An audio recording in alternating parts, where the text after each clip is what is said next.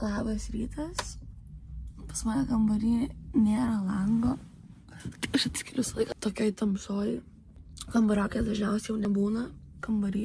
Jis neišvaro į darbą apie 7 ryto, man atrodo, nes iki 4 minučių važiuoti iki darbo. Tai šiaip iš pradžių galvojom, kad kaip gyvūniukai mes čia su mano kambariokė gyvenam, be lango, bet pakalbėjom su visais kitais, kurie turi langus savo kambariuose. Tai kadangi dažnai lyja ir būna audros, sakė, kad žiauriai trukdo miegoti, žiauriai griaustinių daug būna ir, žodžiu, vėjas rankose. Mes turėtume džiaugtis, kad neturim lango, nes mes nieko negirdim, mes išsimiegam.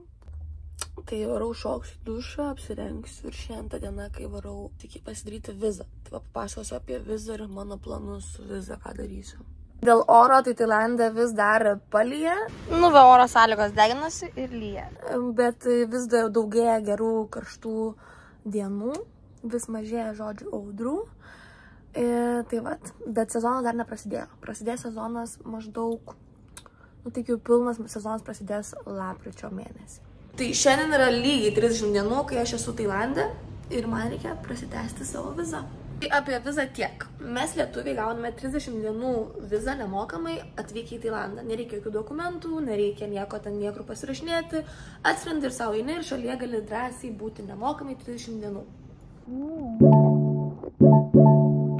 Po 30 dienų tau reikia ją prasitęsti. Nuvyksti artimiausią migracijos ofisą, susimoki 1900 batų ir drąsiai vėl sau gali būti 30 dienų šalyje. Sveiki, aš esu Laurita ir kas manęs nežino, tai šiuo metu gyvenu Tailande. Tai šiame video bus, kiek kainuoja gyventi Tailande. Čia su 30 dienų galiu pasakyti tiksliai, kiek išleidau pinigų aš. Tai išleidau už gyvenimą viešbutyje pirmą savaitę tiek. Gyvenau 3 žvaigždučių viešbutyje prie pat jūros. Kambarys buvo trivietis, aš jame gyvenau viena. Hostelėje gyvenau likusias 3 savaitės, išleidau tiek. Hostelio kambaryje apynaujai buvo nedaug žmonių, dėl to buvo labai patogu gyventi. Lokacija šiek tiek sudėtingesnė, jūra tolokai, reikėtų turėti motorolerį. Už motorolerį mėnesį išleidžiu tiek. Gali drąsiai susirasti atskridę pilną vietų. Su motoroleriu galėjau pažiūrėti visą salą, kiekvieną dieną skirtingą pusę paėmų. Pirkau taip pat kortelę, išleidau tiek. Gali naudoti nemokamai internetą visą mėnesį ir skambinti vietiniams. Maistui aš išleidžiu asmeniškai apie 10 eurų per dieną, bet aš valgau tik turguose. Grybukai, patai, daug kavos, tik kažkokį tokį daiktą užsakiau. Jeigu valgyčiau restoranuose, kavinėse, išleisčiau, manau, panašiai kaip Lietuvoje, nes vienas pavalgymas su gėrimu kainuoja nuo 12 eurų. Bet kur, neturgui, o bet kokioj kaviniai ir kainas visą laiką, aišku, iškyla maždaug 5 kartus. Kavytė, beigelis, bulvytės man kainavo 13 eurų. Po mėnesio Tailande valgymo ryžių, patai, makaronų ir panašių dalykų pasilgti nesąmonių ir po sporto, po dušo tiesiai atvarai į Burger Kingą. Taip. Kainos panašios į Lietuvos, skonis irgi. Tai per 30 dienų mano išlaidos tokios būtinos, pavadinkim, gyvenimui, transportui, maistui, gėrimams, kortelei ir benzinui buvo tokios. Toliau jau kas ant ko nori, ant to ir išleidžia, bet aš asmeniškai manau, kad reikia atsidėti bent 20 eurų į savaitę pilnam kūno masažą. Atvariau pasiimt skalbimą vėl. Nu va, šį kartą 80, nes mažiau drabužių. Čia sveria juos. Daugiausia mokėjau gal 6 eurus, nes visus šiltus drabužius skalbiau. Hosteliuose visą laiką yra ir skalbimo mašina, kurią gali naudotis už 1 eurą, bet man patinka, kai už mane padaro. Aš lankau dar įtemptai muay-thai treniruotės. Taip pat per šitas 30 dienų pasidariau 2 tatuiruotes, galite pamatyti mano praeitam vlogė. Taip pat pradėjau lankyti pamokas masažo, tai dar jos kainavo papildomai. Taip pat galite pamatyti praeitam vlogė. O šiaip dauguma veiklų yra nemokamos, tokios kaip visi pliažai, gali važiuoti į kiekvieną apžiūrėti, tai yra nemokamai vežti savo maistą, savo gėrimus. Iš esmės nardymas taip pat yra nemokamas, tik reikia sugalvoti, kaip nusigauti iki vietos, kur būtų ką pamatyti. Arba nusigauti į kokią salelę, kur nuo kranto tiesiog nardysi, arba jau imi ekskursiją, sumoki už ekskursiją ir plukdina tave kažkur giliau, kur yra ką pamatyti. Norint staupyti, manau, galima pamatyti ir nuo kranto, tiesiog paprastam paplūdimy taip pat kažką pamatyti. Beždžionių kalnas esantis Phuket yra taip pat nemokamas, kuriame gyvena daug beždžionių, gali atvykti ir su jomis pabūti. Šiaip jau bijai beždžionių, tai geriau iš viso neturėti maisto su savim ir jokių daiktų, aš pavyzdžiui esu be daiktų, tik su riešutukais čia. Ir duodu po vieną, po dvi rankas, aš tai malos nenuėmė kelnių, vieną beždžionę. Viskas. Ne. Gerai, pamaitinsiu. Aš jau šį kartą nebuvau tokia drąsi kaip praeitą kartą, nes prieš kelis metus mūsų užpuolė, tai mano net telefonas nuskendo jūroje, gavau įkandimą ir turėjau gydytis beveik mėnesį laiko skirtingose ligoninėse ir tai kainavo 2000 eurų, tai gerai, kad buvo apdrausta. Tai draudimas padengė viską, o dėl to reikėjo gydytis taip ilgai, nes turėjau gerti antibiotikus ir po skiepą kas 5 dienas durta. Neturėti jokių maišiukų rankose ir va taip parodai, kad neturi ir jos tą nelenda. O jeigu parodys, kad turiu, šakės bus. Atimė maišiuką ir valgo. Visos tiesiog. Jeigu netiduosi maišiuką, jis kas. Erzina. Nu čia kas jau mokas jo melktis, tai va toks sauginis rodė man, kaip jisai jas gąsdina. Tai matos, kad beždžionė realiai bijo jo. Nes šiaip tai jos, jeigu turi kažką taip rankoje, jos bėga į tave ir stveria tavo ranką. Tai taip nedarykit. Nu jeigu va paprastas žmogus turi kažką, tai jos atbėga ir žiūrėt iš abiejų rankų. Tiesiog ima tol, kol mato, kad turi kažką. Nu tai va, tai pasirodo, Tailande negalioja teisės tavo važiavimo ir prašo international, tai aš neturiu, tai 1000 batų bauda, susimoki ir viską. Tada 3 dienas gali ramiai važinėti, nes antrą kartą negali išrašyti baudos. Atima teisės iki tol, kol susimoki ir tada gali važiuoti. Bet čia grinai didžiausiam salos miestą, tiesiog manau, kad reidą šiaip, kuo esu buvus, niekur nebuvo policijos. Vežiot žmonės galima. Va, taip, vežiot galima vaikus 2 be šalmų. Bet va, teisių, jeigu neturi interneto, tai jau negerai.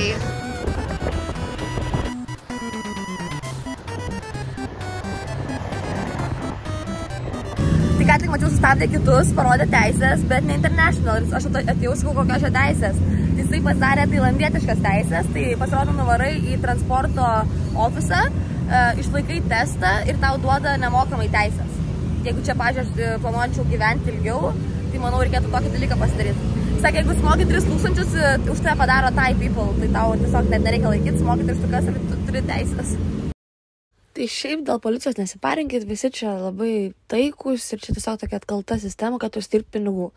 Tiesiog pasiruoškit turėti ant baudos, tai aš dabar važinėsiu iki kitos baudos. Ką, susidėjau tašę, tokią va tašę, palikau čia savo lagaminą ir varau kokiom 4 dienom dabar pakeliauti į apačią. Tai čia, kur gyvenu, yra mano salė ir surin labai gražus paplūdimys. Į viršų kylant yra Fancy Laguna, Banana Beach, kurį jau apžiūrėjom pritam mano vlogė. Toliau turim Kamalą, kur gyvenau savaitę laiko, ramus miestelis, ir Patong vakarėlių miestelis. Mane policija sustabdė Phuketo mieste, ten ir beždžionių kalną. Tai dabar tikslas apžiūrėti visą apačią. Pagrindiniai miesteliai Karon, Kata ir Ravai, kuriuos reikėtų apžiūrėti. Pirma stotelė Freedom Beach, populiaru kaip ir Banana Beach, varom pažiūrėti. Freedom paplūdimyje, tai labai šiaip sudėtingas atėjimas iki čia. Mokėjom 100 batų. Nežinau, manau, kad apgavo, bet dzin, čia kainuoja 2 eurai. Tai va, tai yra ir pakelimas į viršų kainuoja baistatus kelias.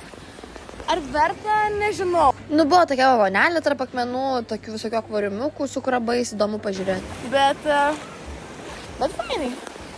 Apžiūrinėjom, žodžiu, toliau visus paplūdimius. Taip atrodė ėjimas iki paplūdimio. Labai statu. Mes už tai, ėjimas mokėjom po 100 batų.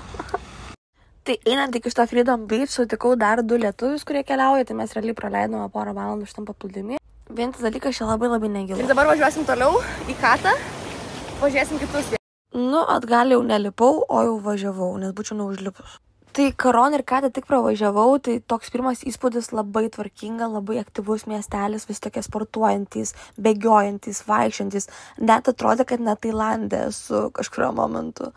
Tai rekomenduočiau turbūt su šeimom šitą vietą, arba porom, nes šiaip ir aktyvu ir ramu. Žodžiu, tai pravažiavus Karon ir Katą, dar yra Big Buddha tarp jų, bet aš jau nelankiau, aš esu buvus prieš keletą metų. Ir taip važiuojant toliau atradau vieną gražiausių paplūdimių turbūt, kur grįšiu dar būtinai. Toks paplūdimys šiandien yra, wow, kokio grožio kosmosas. Aš ten buvau jau saulė nusileidus, bet mačiau, kad ten populiaru plaukti su tokiam baidarėm, tai grįžti dar būtinai dienos metu pabandyti. Po viso dienos nuvažinėjimo buvau tokia nusikalus, radau tiesiog artimiausią hostelį. Taip atrodo Patongo hostelis.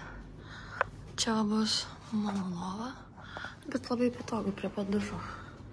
Ir tualeto visi dalinsimės vienu. 7 eurų už naktį.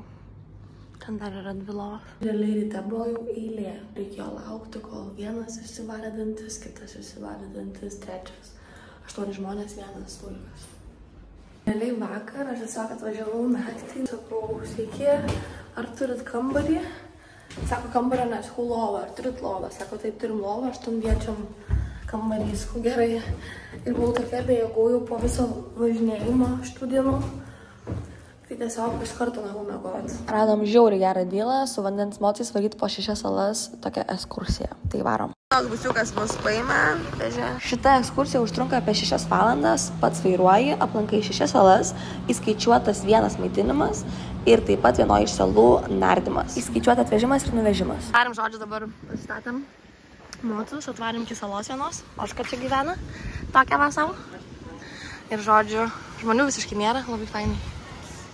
Susakius šitą kelionę su mocais po 6 salas, tikrai buvo minčių, kad blema gal lievai bus, nes buvo minčių, kad labai bus atsargiai viskas, reikės labai žodžio atsargiai viską daryti, ten lieps labai lėtai važiuoti, prižiūrės, kad ten nesisukinėtum, gal eilute lieps važiuoti, bet žiauriai laisvai paleidžia tave, liepia kuo toliau varyti vieniem nuo kitų, gali į priekį varyti, gali į šoną, gali sukinėtis visiškai kokiu nori greičiu, gali varyti, čia nuo tavęs priklauso. Tai žiauriai smagu. Tai va, dar varysim į 5 salas dabar. Išgersim čia va tą liuko ir toliau lėksim.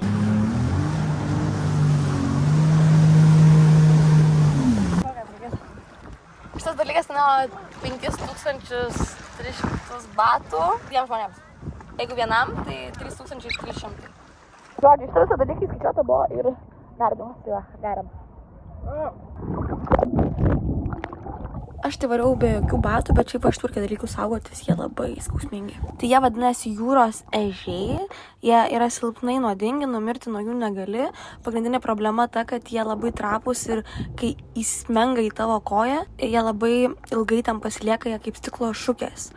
Labai sunkas ištraukti, mano dėdai buvo taip atsitikti. Čia pamačiau iš Nemo 2 žuvytės. Tokias vat. Tai salose nardant labai negiliai gali pamatyti labai daug gražių žuvyčių, tai ir vaikučiai galėtų drąsiai nerti. O kokia gražuolė. Šiaip tai va, mes stovėdami nerdavom ir prie pat kranto matydavom žuvyčių. Oh my god. Tiesiog žiūrim, čia ta žuvytė, kur išsipučia, žinot, jinai yra viena nuodingiausių žuvų pasaulyje. Akys tai milžiniškos.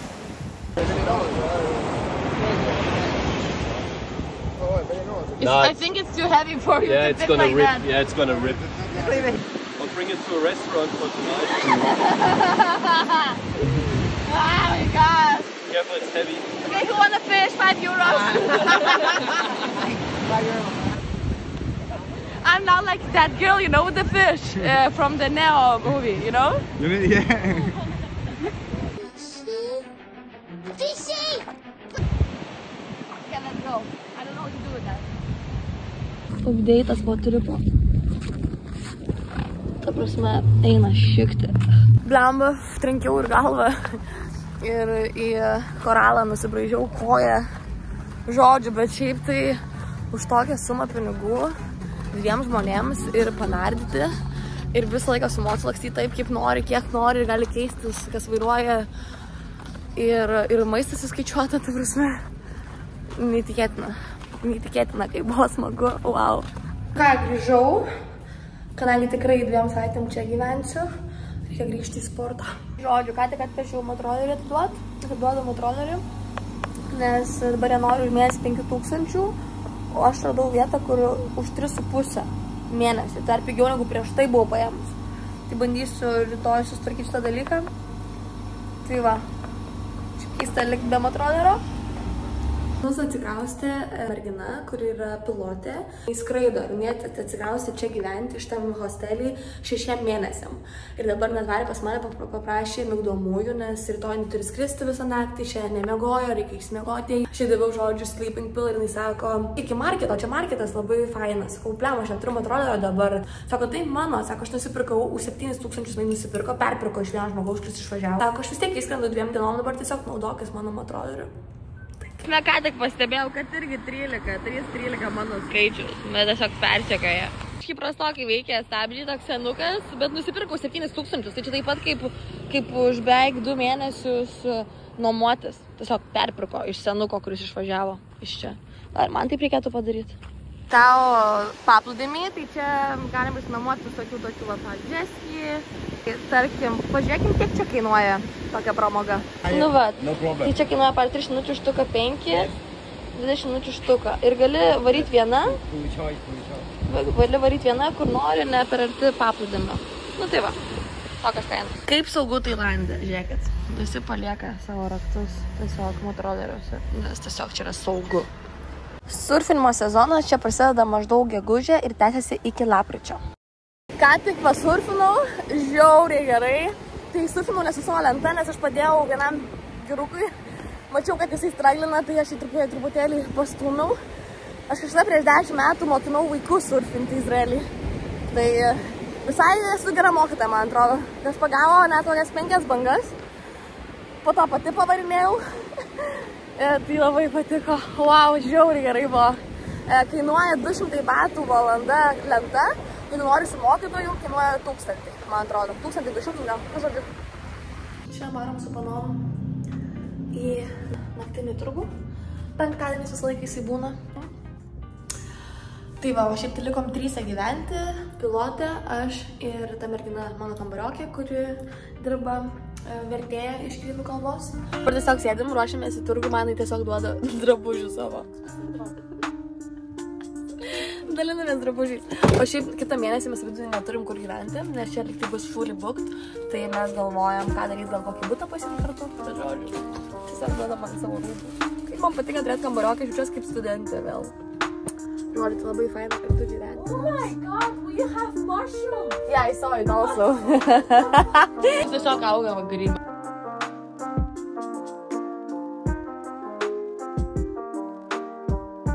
Pirmą kartą bandysiu suši čia. Šiaip va taip vaduoja dėžutės, dėdėsi kokį nori sušių. O čia va jisai kainuoja 10 vienas. Nu tai va čia vietą jisai gamina juos. Kupau vieną tam, kad pabandyčiau. Supo vieną imam. Dar vieną kepą. Parėm pavakarieniauti, aišku, tokia daugiau vaisiai, sultytės.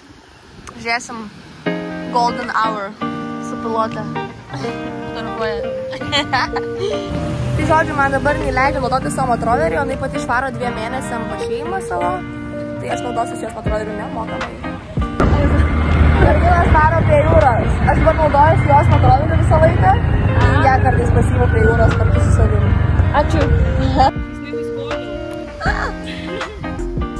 Just don't bite me, por favor. Okay, I'm gonna bring you back.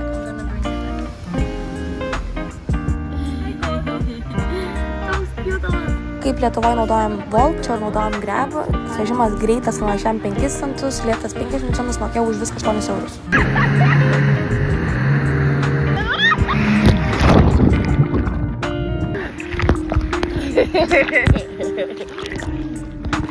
Žmogus iš borto.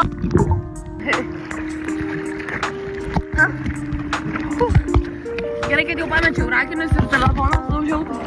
Nieko nebegalėjau.